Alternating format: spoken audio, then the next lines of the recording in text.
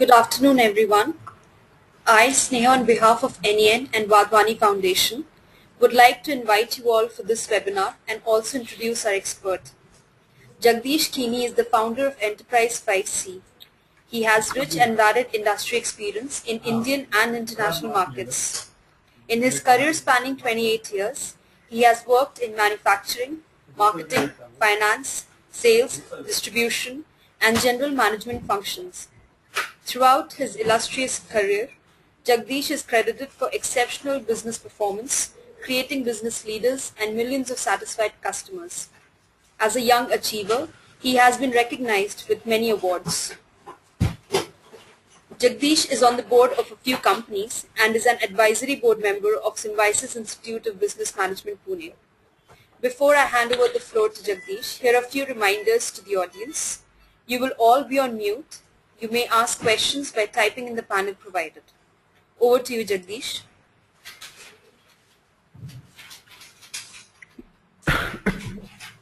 Thank you, Sneha. Good afternoon, ladies and gentlemen. I'm making an assumption that most of the people who have logged in today to the webinar are basically entrepreneurs. There are some others who are not really entrepreneurs but who are in business, but in a career with the organizations also. I would like to know this as a background only if you and when you ask a question, so that my answers to the questions later in the question and answer session could be more targeted to help you understand.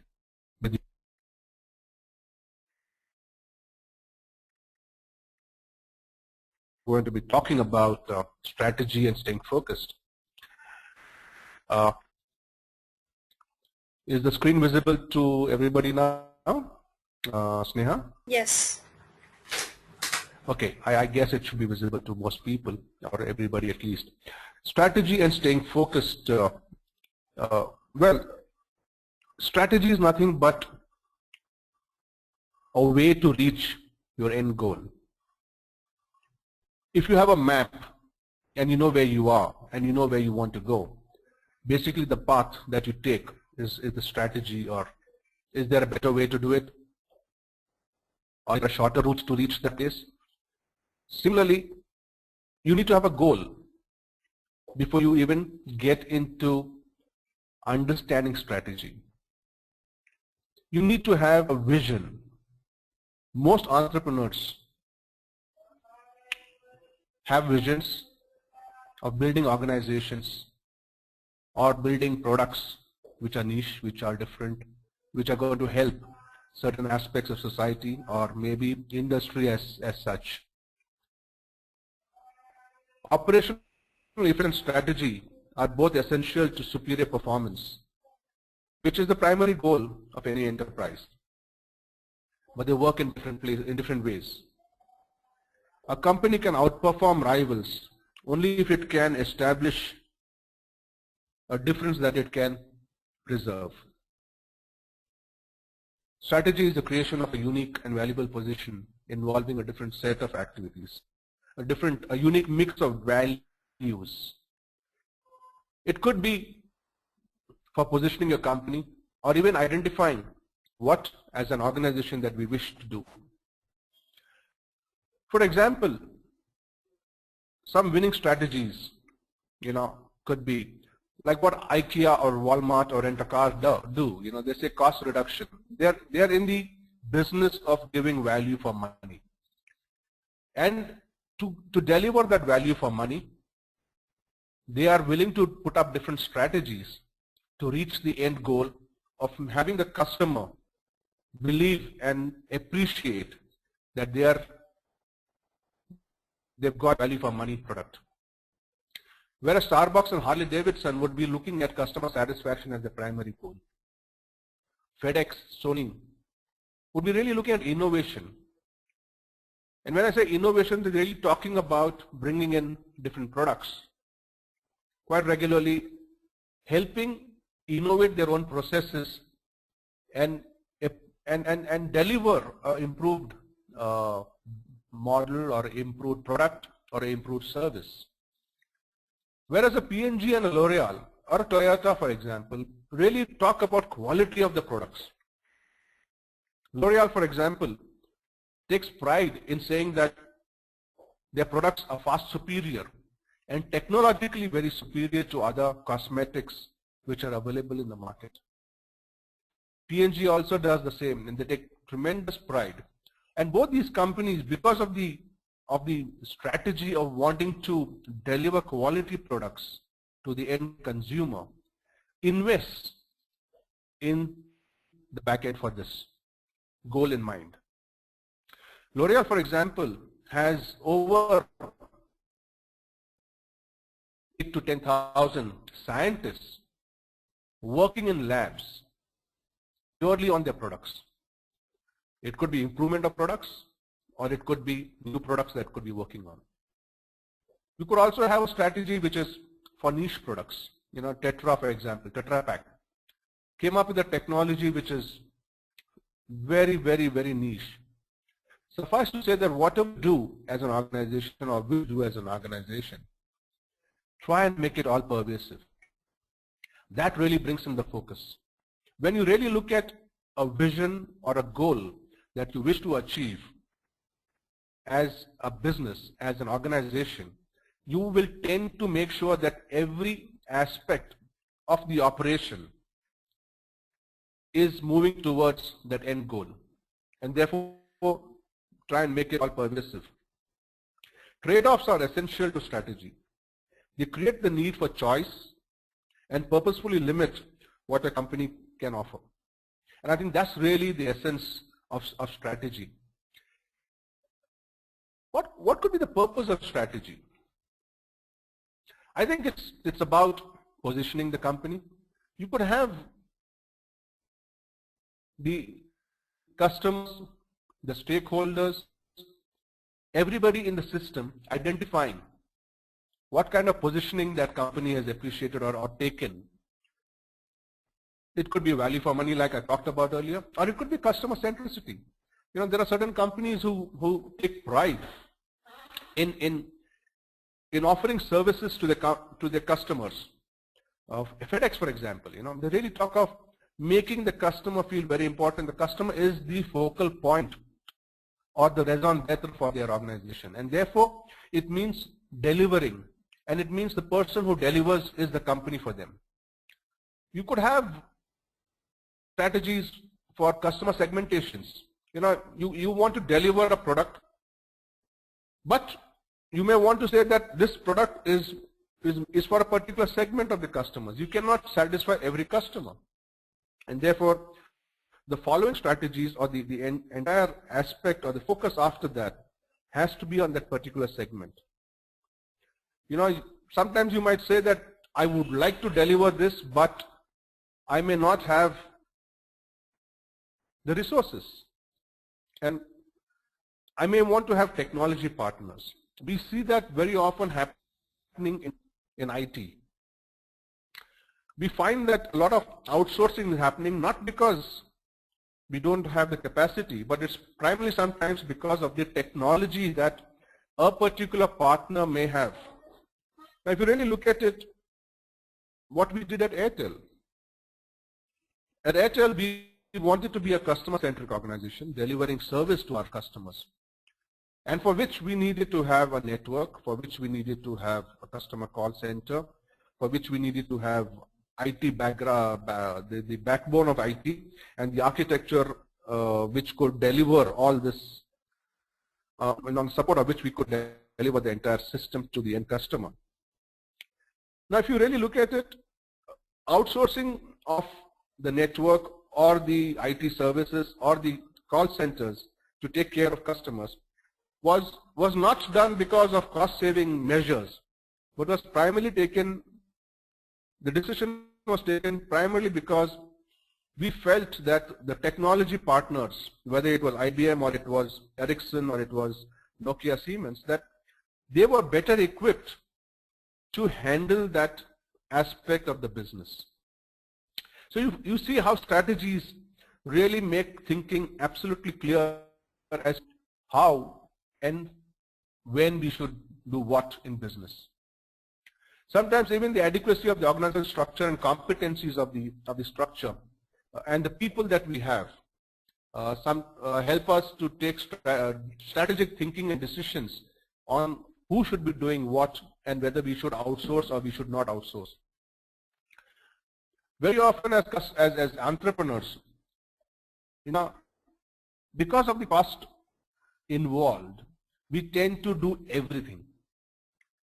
I'm not saying it's right or wrong. I'm only saying that one must have a fair assessment of the strengths that we possess as a person, as an entrepreneur, and the vision why we become entrepreneurs.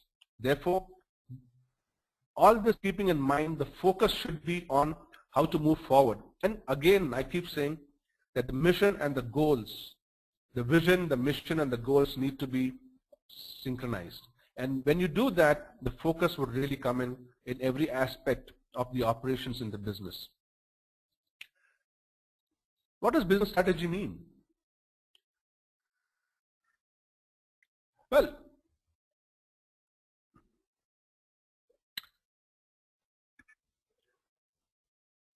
like I spoke about in the past, it implies deciding what business we are and what markets we want to serve.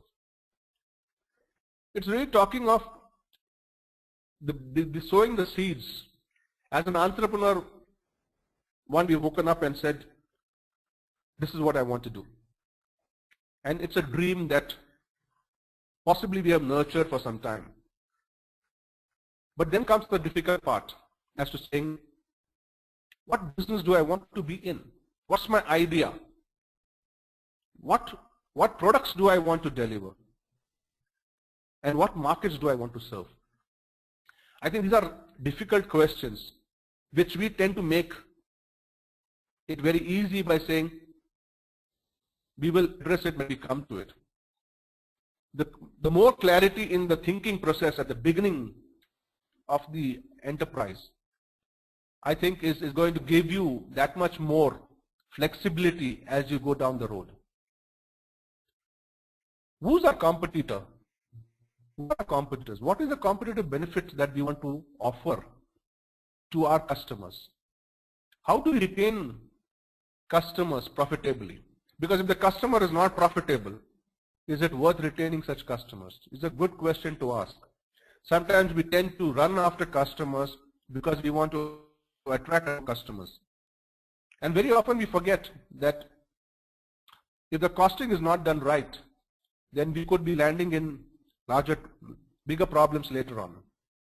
I had a client recently who had approached me saying that I need you to help me turn around my company. It was in the engineering industry. And what we realized after we did some background checks about what was going on and how did we operate in the last 4 to 5 years was that the costing was wrong. And what we had offered to end customers who were multinational companies was a low cost of the product. Now multinational companies found this very attractive and therefore had tied in the client into contracts over several years. It now dawned on us that our costing was wrong, and therefore the more we sell, the more we lose. Now, unless we get these things right in the beginning, with multinational companies or with other companies where we could find it difficult to get out of contracts, and we may have to service it or get back to the negotiating table, and then there's a give and take policy, and therefore a new contract can be driven. So business strategy really means thinking about the end goal again, and what's the way to it? What are the different aspects that you need to really take care of? The organization structure, for example. Is it, if you're in the service industry, is it right to deliver that service? Things like that are things which we really need to give focus to. Sometimes we get into products which can become obsolete in a matter of months, sometimes in a matter of years. And it's all because it's a dream that we have nurtured, for the past 5 to 6 years. And it's now that I have got the courage to become an entrepreneur. But what I am blind to is the advancement in technology that's happening worldwide. And I may launch a product which may seem a pretty good product immediately after launch. And within a year or two, something much better comes along and kills the entire product. For example, in our own country, in the early 90s, pager was launched. Pager became pretty acceptable and a product which was growing at a pretty good rate for the first 2 years. And that is when mobile phones came to being in this country. And mobile phones with the SMSs just completely killed the pager industry. So we got to be really clear as to what are we getting into and what kind of technology are we getting into and what kind of obsolescence of our products could happen. And therefore we need to be globally aware of what we are doing and what could be the threats to our business.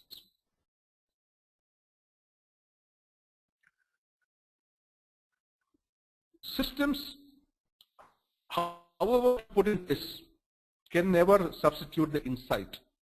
And the insight of the person is very, very critical. And here I would say the entrepreneur is key to insights. The entrepreneur is key to the organization because it's his dream, his or her dream. And he needs to make this really large. And therefore, one of the biggest things we need to do is the entrepreneur needs to continuously communicate with the team. Larger the dream, larger the idea, bigger the team, and the more dependable you are on your team. So please keep that in mind that you need to build a team that is equally focused and as passionate as you are. And for that, communication really helps. Transparency really helps.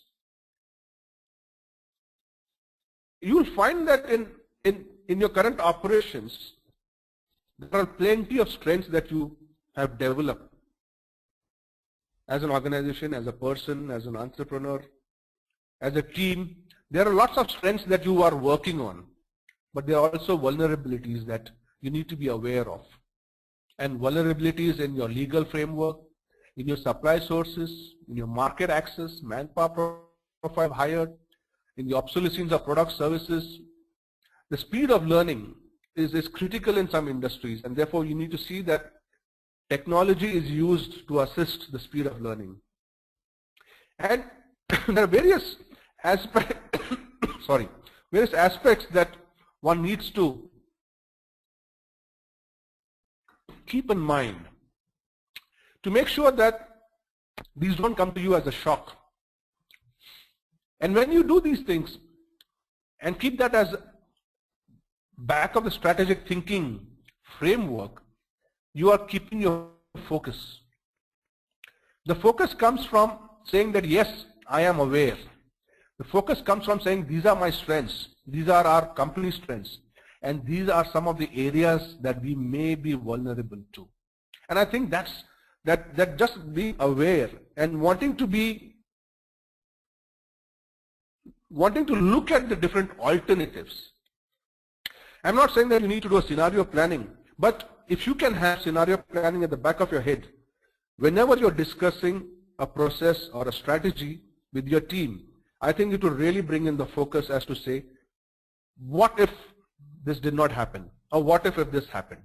And I think that really would bring in a lot of focus and energy to the entire team to say that yes, here we as a team, while we are celebrating our victories and celebrating of our strengths, we are also aware and looking at our liabilities and vulnerabilities.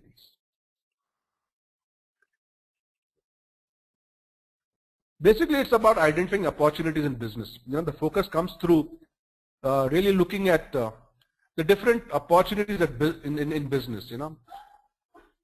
If you have a product which really does not require mass distribution, then you may want to really look at what could be the different channels, innovative channels that one could really look at. It could be the differentiator. It could be a way to do business in a new way. It could be a way to challenge the current systems or the current processes, which could lead to a whole lot of cost saving.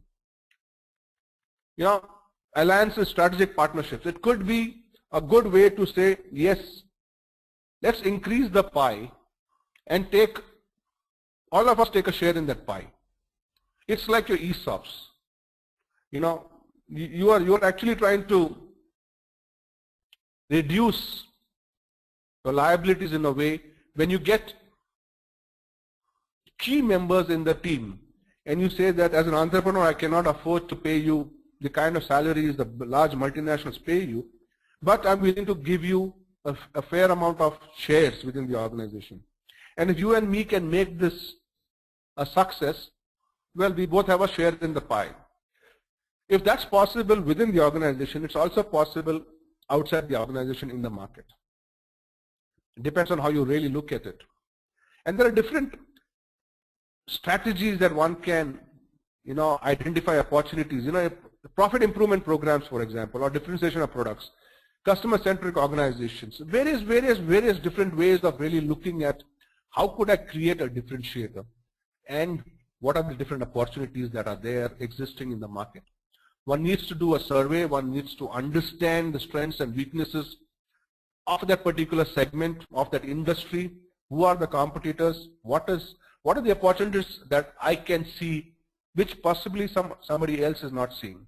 I think that's critical. It's also important to build barriers to competition, and I think what you can do with that is basically saying, how do I make it difficult for competition to really come and affect my company? And sometimes it calls for a paradigm shift. Now, paradigm shift is it's not easy to explain a paradigm shift, but maybe what I can do is say it with a story, which I read in a book. I think it was written by Stephen Covey. And in that he says that there's this naval ship which is traveling, and the captain of the ship is retiring for the day, and the first officer, the first mate, is on the deck, and he takes control for the night, and he sees a light at the far end, and he sends a message to the other ship saying that we are on path of collision, change course. The message comes back, you change course. The first mate then reports what's happened to the captain. The captain says, send another message. So the message from the first mate on the deck goes back to this other ship, which says, we are on path of collision, change course now. Message comes back, yes, we are on path of collision, you please change course now. This first mate is furious. He goes to the captain. The captain says, send him a message, I am a US naval ship, change course now. So the first mate goes and sends the message to the other ship saying, we are on path of collision, I am a US naval ship, you change course now. The message comes back, I am a lighthouse, you need to change course now. That's the best way I can explain a paradigm shift. And this happens very often to entrepreneurs. Sometimes we as entrepreneurs get into cocoons and we believe that what we are doing is right. I've met quite a few young entrepreneurs who come for advice but are not really listening. who are not open to advice. And we all believe that what we're doing is right. Sure enough, I'm not saying that you don't know your subject, or you don't know your organization, or you don't know your product. All I'm saying is that you need to be open in your mind to understand what's happening around you. And I think that would bring in the focus. If you're transparent and if you're value driven, then you would see all these sort of things. There are various ways to build entry barriers for competition. You could have a team which is so fantastic that really competition can never get as good people as you can. For example, in Airtel, I knew that network engineers were critical to the organization. And as the executive director of the area that I was managing, which had about 12 million customers, I had made it clear to all my companies in Airtel, or all the circles and the CEOs who were reporting it to me, that any network engineer who resigns, the exit interview will be conducted by me. And I had almost come to the stage of saying that network engineers are a must-retain person within the organization. So if you really understand what is the key to your organization, to your product, and what is really key for your success, then you would really go after that and make sure that those are guys or people or products or whatever it is which are non-negotiable. This is just a small thing to tell you that you need to move your customers from an awareness level to a loyalty, which is an advocate, where he talks about or she talks about your product more than you need to talk or advertise. This is just a small slide on that to say that you need to move a person or your customers from awareness levels to a loyalty and a highly satisfied advocacy level. Well, business design means once you've chosen the kind of sector that you want to be in, then you start looking at what are the sort of segments you want to service, how are you going to service, when are you going to service, what are you going to service, and the kind of resources that you need really. It really means that you need to comprehend every aspect of that business design in a way that really meets the end goal or the vision that you had started with. What's the raison d'etre for your organization? I think that's really what you need to really document or write in a very simple statement to say, what is the reason for my being? What is the reason for our organization's being? Well, strategic leadership is what you will ultimately try to achieve. And this is, you could achieve strategic leadership either in your products or in revenue share or market share, or in the range that you offer, or the reputation with the trade, or the reputation with your franchisee partners, the power of your brand, the brand essence that you have been able to sort of build. If you've been able to re-engineer the manufacturing process and come to a manufacturing cost, that could be a leadership position that you could attain, and because of which you could actually build some sort of entry barriers. Well, there are different levels of strategy. I think I'm running out of time, so I don't want to get into various aspects of levels of strategy, but it's about, you'll find that if you really have a goal in mind, you'll have a broad strategy in place, and there'll be sub-strategies below that. And that's really the hierarchy, but it suffices to say that functions and processes are the feet of the strategies, and therefore it's the operations there which take on, and the operational effectiveness kicks in after the strategy has been defined. And operational effectiveness is basically the implementation, excellence in implementation that one needs to derive. That also can be a strategic leadership position that one may want to look at. Again here, if you really look at it, you're talking of either getting deeper with, oh, I'm so sorry. I think my battery, I should have been more careful, my apologies. But anyway, I'm coming to the end of it, and it'll come back very soon. What I was trying to tell you is that you could either be involved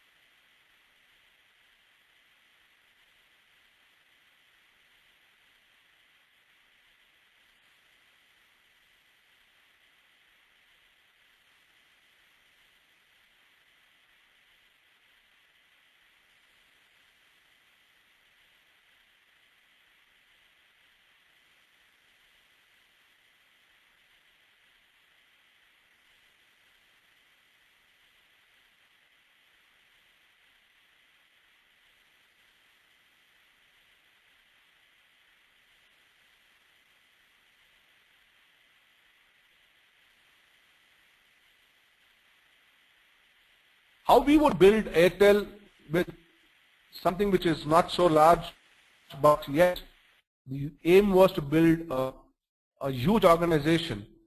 I hope now you can see the presentation. So that's really where we are, and these are different options that one can have the strategies in. And you know, again, it's known to you guys. But what I would like to spend another minute on is here. You know, most of us, when we review our organization or review the performance for the last 6 months, 1 year, last quarter, we have our regular reviews. And as an entrepreneur, sometimes we tend to do is, if we are not too large, we tend to not do formal reviews. My advice to every entrepreneur is, please get into the habit of doing formal reviews, because it's very, very important to do formal reviews. And when we do these formal reviews, what we tend to do is we actually get into financial performance reviews. And this is not really the end of the review. It's just one level of review, and one really needs to move to the next level, which is business performance.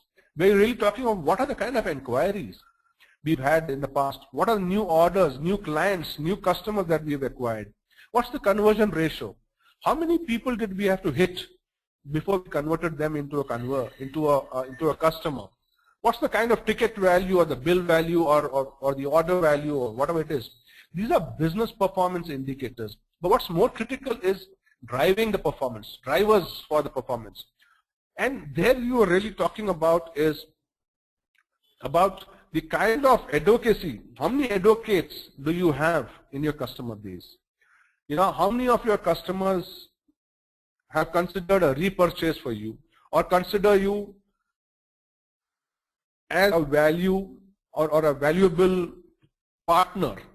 And in every review, I would say that you need to review with feelings. Feelings is you know, review the facts. Whenever you're reviewing somebody who has performed, let's say your sales manager, for example, please try to understand the kind of emotion that he or she has really put into the job. Sometimes you may find that a lot of effort has gone in, but the result could be some distance away. And we tend to say, no, I don't care. I need results now. And we tend to take away from the person the kind of effort that that person has put in. How encouraging are you in understanding these facts and the emotions attached to it and the effort put in? And how are you going to encourage that? From what has happened, what are the learnings? What have we learned as an organization? What have we learned as a system? What have we learned as a process? What have we learned as a client? What have we learned as a supplier? What's the impact that the last 3 months or the 6 months or last 1 year has had on the business? What's new? What can be done? What are the learnings from the learnings? Is there something new that we need to take forward? And therefore, what are the new goals, for example? So I think, you know, it's all important to really keep in mind that when you review with feelings. And do not forget to lend your ear. And your ear is really being empowering and saying the appropriate things and saying what's relevant. What you say needs to be empowering. What you say needs to be appropriate to the topic and needs to be relevant to business and to the way forward. I think that's what I would have to say so far. I am now ready for any questions that you may have. I hope I have stuck to my time. It's 3:38, 3:40. I've overrun by about 5 to 7 minutes. Sorry about that.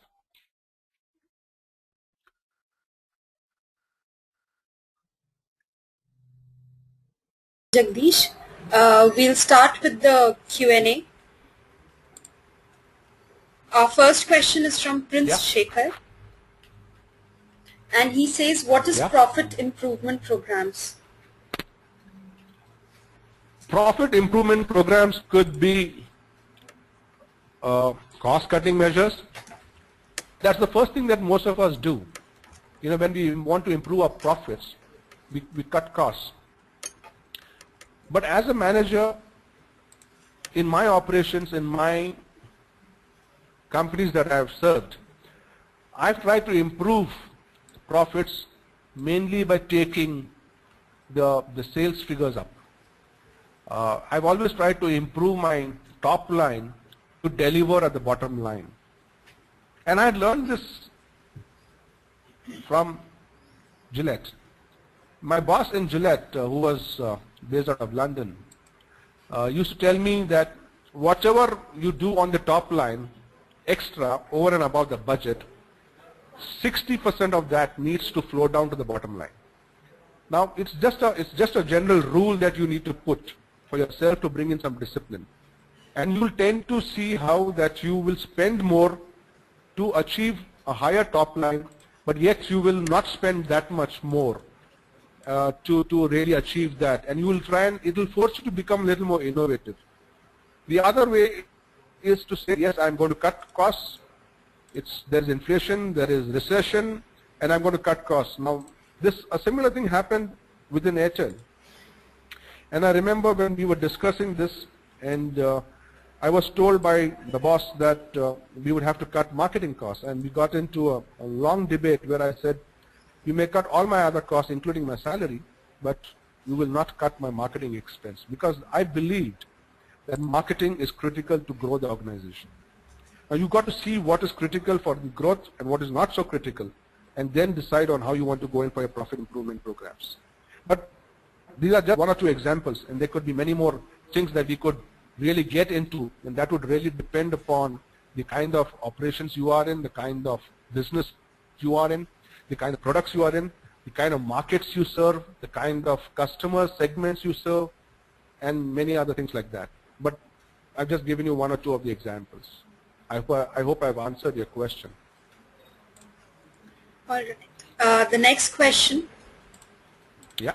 The next question is from Ashish. He asks, how does game theory play a role in strategy making? Oh, well, in game theory, I'm not really sure as to how much of game theory he really understands, and what is he referring to in game theory, because game theory is very loosely used by a lot of people in the sense that you make your choices and then you're told that these are available, these are not available, and therefore, you tend to really force the person to choose in terms of the options that are available, the alternatives that are available. And when it forces you to do that, it really makes you aware as to what's available to you within your organization, within you as a person, within you as a system, and what's available outside the system in the market. And therefore you tend to make choices. And therefore strategy, game theory in a way is a very strategic option itself, and in the sense that you like I had said in the beginning, that trade-offs are essential to strategy, and they create the need for the choice and purposefully limit what the company offers. And you may want to offer the world, but you may not have the resources. And I think game theory would really help you understand what are your strengths, and therefore what do you want to take forward, and how do you want to offer it. That's really, unless I sit down with Ashish, unless I sit down with you and understand where you're coming from, I won't be able to give you more specific answers than this. All right. The next question is from Balaji. He says that he's the founder of a startup and having a less than 10 people team. Suggest me some strategy process for our kind of environment, and it's an IT sector.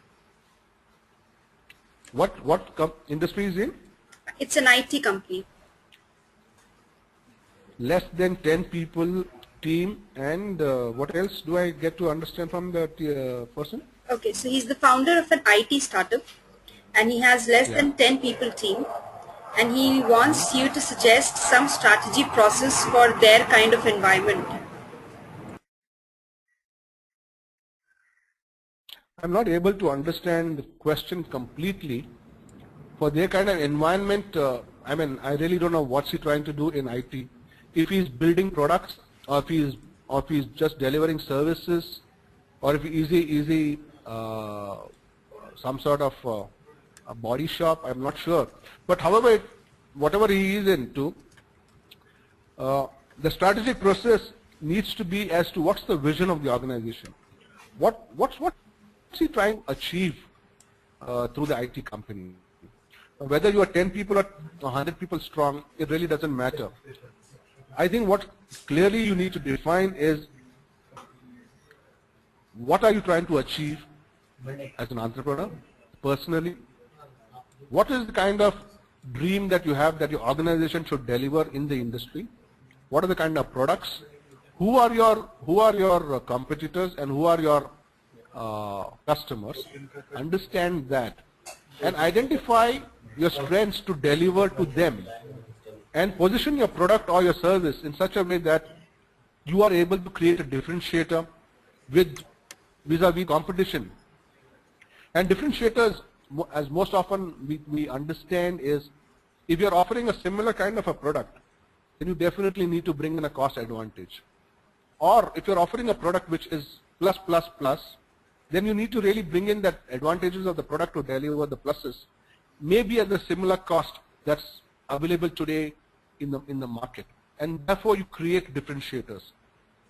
And once you deliver the plus to the customers, then you'll find that your business is improving and growing, and therefore it would then mean that you are now in the business of innovation and delivering pluses. So every time the customer is talking to you, or there will be a period within which the customer would now expect a new improved product or a new improved service from you, and therefore you need to really innovate continuously. Okay, our next question is from Anthony. He says, an entrepreneur who's starting a business along with job, how should he balance both? And is it advisable to start a business while working?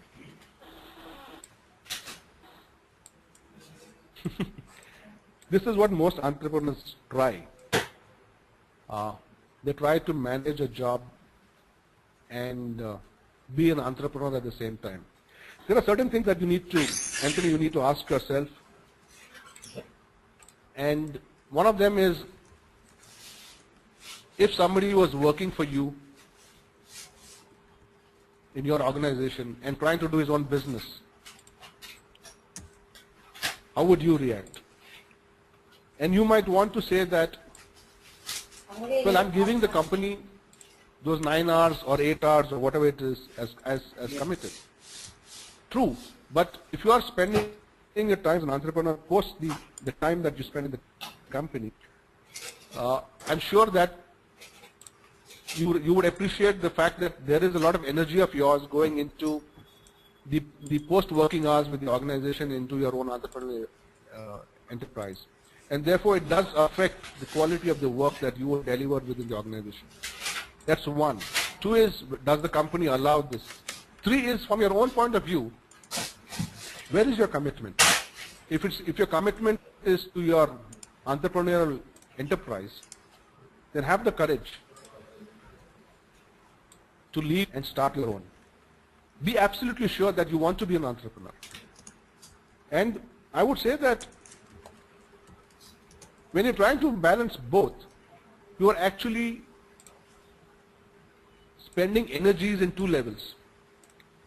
And the focus is not adequate in either place. And you're not really giving your entrepreneurial enterprise a chance to survive. Very often we say that I will do this for the next 2 years and then I will move. What you can do after 2 years, what stops you from doing now? And if you are not sure of becoming an entrepreneur, my advice is don't get into it. This is what I find, that focus is just not there when you're trying to do or keep your feet in 2 different boats. So if you really want to be an entrepreneur, get on with it and do it right now. But be absolutely convinced that that's really what you want to do. Whatever you do, do it well is my advice. All right, thank you. And there's another question from Bhargav. He says, what kind of sales Yeah. figures are you referring to? Also, how would you suggest that we draw a sales or marketing plan for a business such as a pastry shop? Sorry, can you repeat the last part of the question?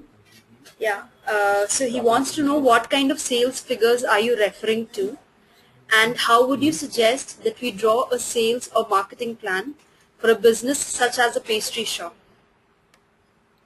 As a pastry shop. Okay, I mean the sales figures are sales figures. The top line is what I was referring to, the revenue line. So the revenue model is what I was referring to, and it's all about how to increase the top line, which is your revenues. And pastry shop, I think before you get into the marketing strategy of a pastry shop, possibly what you must make sure is that your pastry shop is in the right location, because you're really talking of a retail unit. Now the retail unit will do well where the footfalls are going to be good, and footfalls in retail are generally good in certain areas or in certain roads or certain dimensions, you know. So you've got to be in the marketplace, so you've got to be in areas where there is something else around you happening. Now pastries is, you know, something which is quite niche in the sense that not everybody wants to eat a pastry every day. It's not like a idli dosa or something like that one needs to have you know, for breakfast quite regular, and therefore footfalls would be high. Pastries is quite niche in that respect, is when there are occasions, when there are celebrations, when there are, you know, it's also where people have the habit of having a cake along with their tea in the evening and those sort of things. Now pastries have to be appealing to the kind of taste. So you need to know what kind of segment, customer segment that you are wanting to serve. And based on the customer segment that you're wanting to serve, your kind of dishes or the pastries that you will make would be different. And possibly I would say that to have a very strong brand franchise of yours, you need to have a particular pastry or a formulation or a recipe of a particular one or two kind of available exclusively at your outlet. You know, for example, if you really go to Corner House, which is the ice cream parlor in Bangalore, I think they have about 15 such outlets at very strategic locations. They're really known for quite a few things, and one of them is death by chocolate. Now, you know, you really look at the name death by chocolate. I mean, it really talks that, you know, for all chocolate lovers and ice cream with chocolate lovers, I really would say I would love to try that out, you know. And once they try it out, it's the quality which really takes it forward. So I think in your marketing plan, you really need to start with what do I need to sell? Who is my customer? What's the customer segment? How do I cater to them? What are the specifics for the customer segment? And how could I create a differentiator in terms of building my own brand? Keep it like that. Don't change it. I hope I've answered your question. Yeah, very well answered. And the next question is from Sudesh. He says, Yeah. Dear sir, have you met Mr. Sunil Bharti? What one quality of him you think made him a great success? Yes, I was recruited by Sunil and I was reporting to him. And well, before I got into Airtel, I used to be the managing director for Gillette. And I was headhunted, or whatever you call it, I really don't know what you call it, but then I had this phone call from a particular person and who said that Mittal would like to meet up with you. And I'm now talking of 1999. And I didn't want to really meet Sunil Mittal because I had a career which was flourishing. I was enjoying my job. I had international stints. I had come back to the country, and I was looking forward to continuing to be the managing director for Gillette. And one thing that I had a slight irritation on was I was living in Delhi. I had come back from abroad. I was abroad with them as a regional director, and I just got back to the country, and I was now based in Delhi. And I had lived in Delhi for almost 2.5 years at that point of time. And somehow the ambience, or whatever you want to call, in Delhi, I mean, what was around me, I was not very happy with what I was seeing in Delhi as a culture, as a way to live. And I had this call which asked me to meet Sunil Mittal, and I was refusing, and I said, let me see what he has to say. And to be honest, Airtel at that time was only in Delhi, and I think Himachal Pradesh, just 2 places. And I agreed to meet Sunil, and we did meet for almost what was supposed to be a half an hour, 45-minute meeting. I think lasted about close to 2 hours. At the end of 2 hours, I decided to join him, and only because of one thing, and that was his vision and his passion to want to make that vision a reality. Now, and I think that really is huge. As an entrepreneur, he really has had a very, very, very strong vision. A vision where in which he committed, a vision to which he was more than committed. He had the courage to even state his vision. You know, sometimes we have the vision which is so large that we are unable to state it because we are afraid of stating it. And I think that was possibly what really got me to say yes to work with him. You know, on this wanting to say what your vision is, I must share with you a small thing which has happened with me as a coach. As you are aware, as you guys are aware, that I'm also an executive coach, and recently a young lady, about 22, 23 years old, came to me. Actually, she came to me for career counseling and also to see whether as a coach I could help her. And she kept talking about how she was not really enjoying her job. And it took me almost 5 sessions, each session lasting about an hour, for me to really understand what her goal in life is. And the end of the 5th session, this girl told me a goal which is humongous. It's a huge, big, audacious, hairy goal. And I asked her, why did it take you 5 sessions to even say what you wanted to say? Because what you just told me isn't something that you thought of in the last 5 sessions. I'm sure this has been a dream with you ever since you've been 10 or 12. And she actually said, yes, I was afraid to say it. And somehow today, I have mustered up the courage to say it. And I think I must admit that Sunil, when he told me about his vision, I could see the amount of courage he had in saying what he wanted to say.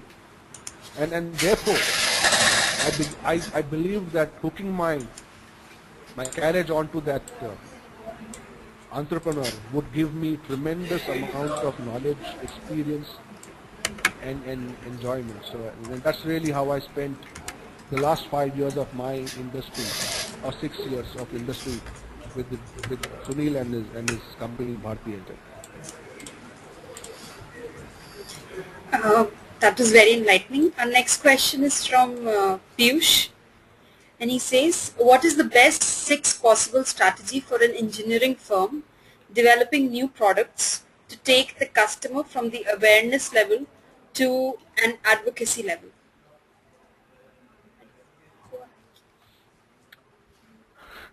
Yeah. Questions are, even as a consultant, it would take me months and months to sort of understand and search and dive deep to really come up with the strategies. But anyway, overall I can just say that if you're an engineering firm, what you probably need to do is understand your product inside out. When I say inside out is, you need to really understand what you're delivering. What's the end delivery? Is it just a machine, or is it just a product, or is it delivering a service through that product? You need to understand who your clients are, who your competitors are, what are their products, what are they delivering to the market, what's the need of the market in the future, immediate future, long-term future, what's the evolution that's happening in that industry, in that particular segment, in that particular product that you're working on. And I think what you really need to understand is how you're going to get your clients, who are your clients. And I would also say that you need to build amongst your plethora of clients that you need to build one or two clients who are your anchor clients. When I say anchor clients is you have a relationship with them more than a supplier and a giver or a client. A vendor-supplier sort of a relationship is not just the end of it, but you must have a relationship where you say that they are going to share with you and you are going to share with them your plans, your strategic plans, your strategic intent, your strategic thinking, and how they can help you and how you can help them over a period of 5 to 10 years or 20 years. And you need to state that upfront, where you become strategic partners in development in that industry, in that segment. And I think it's important to lay your cards on the table after you're absolutely sure that this is the anchor client you're going to really work with. Once you do that, you would be able to deliver superior products. Because in engineering, it's all about quality. Whether it is service or it is engineering goods, it's all about quality. And you got to deliver performance of that product, which is beyond what is seen today. And that could be the differentiator.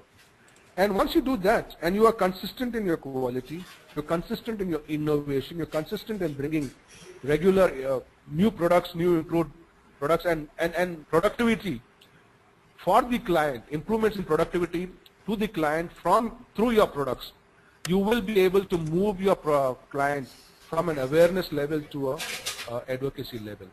And I think a lot more goes into it, but what I've given you is possibly broad strategy as to move it there. And there would be sub-strategies on how you would want to do it. But I think it would take a long time to sit down and to understand the scenario, understand the environment, and to understand the industry and your clients and the products that you have that really reach out to the clients to help improve their productivity. You know, and you got to make sure that you are delivering a healthier productivity level for your client. I think that's really key in engineering. All right. Our next question is from Gunjan. He asks, I request you to, after the entry of an investor, the vision of an entrepreneur and an investor may not be the same. How critical is it to stick to the original idea and strategize accordingly?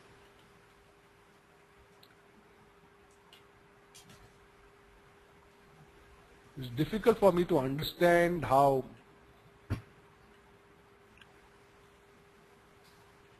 a VC firm or a PE firm would sort of invest in a firm where the vision is not the same. I mean, my understanding of industry is people who come in to invest, they see a value in the profession and therefore they're investing. Now, if it is just a little fine-tuning of the vision or the end goal, then I don't think there's an issue at all. But the question seems to me they are possibly at divergent directions. If it's fine-tuning, then I think the entrepreneur needs to really listen, understand what the investor is actually saying, understand the intent of the investor in what he's trying to say. Understand what the end goals of the investor are, and therefore, if need be, agree to it. But if it is not, if it's meaning changing the entrepreneur's dream completely, and therefore the entrepreneur may want to ask as to, well, I started doing ABCD, and now if I have to do XYZ, that's not really what I want to do. And therefore there needs to be a review and possibly understanding of how come the two came together. And if I've always believed, whether it's in industry, employees or strategic partners, when the goals are divergent, it only means a loss of energy in terms of managing each other. And I think one needs to make sure that energy is not lost, the passion is not lost, because it's those things that drive a team and an entrepreneur to achieve his lofty dreams. All right. Thank you, Jagdish. That was the last question for the webinar. Okay. Thank you to all our attendees for participating. We are glad that the questions still kept coming, but due to lack of time, we are unable to answer all. Please send in your feedback and suggestions to us at eclub@nenglobal.org.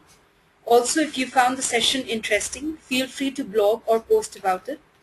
The recorded version of the webinar will be available on our website eclub.nenonline.org by the end of this week. Also, NEN is holding an entrepreneurship workshop on raising money for your startup in New Delhi on January 12th, 2013. Register today and get early bird discount. For more information, visit our website. Thank you once again and have a nice evening. Thank you. Thank you. Thank you. Thank you for that. Okay.